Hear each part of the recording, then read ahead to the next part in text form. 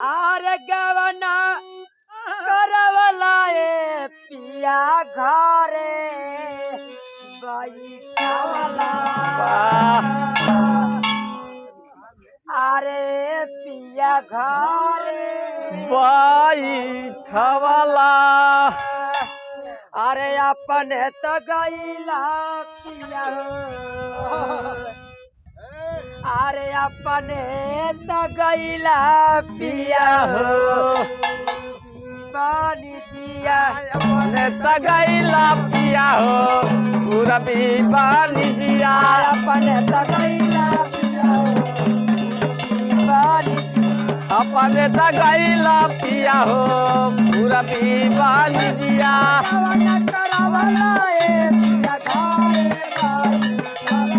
गवना करवला ए पिया घरे बैठवला।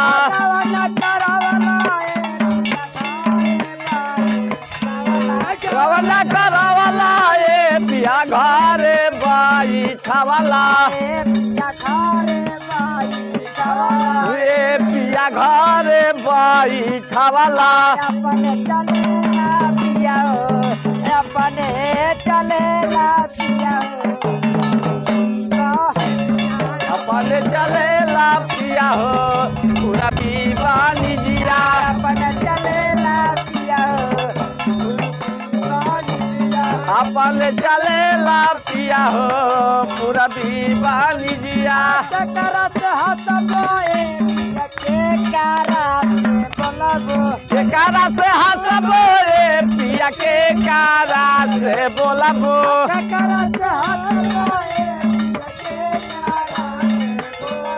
केकरा से हंसबो ए पिया के कारा से बोलबो। पिया के करात बोलबो। ए पिया के कारा से बोलबो। करात कहबो पिया हो। करात कहबो पिया हो।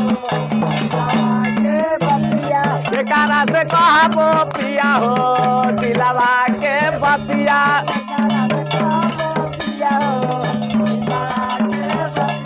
केकरा से कहबो पिया हो दिलवा के बतिया।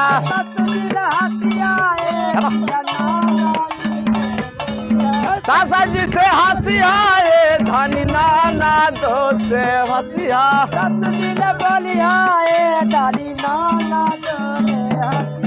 सासू जी से बोली हाय धनी नाना दो से हंसिया।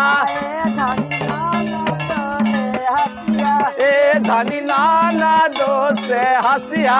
देवारा लकाइया पिया हो। देवारा लकाइया पिया हो। देवारा ले कहिया पिया हो दिलवा के बतिया। देवारा लकाइया पिया हो।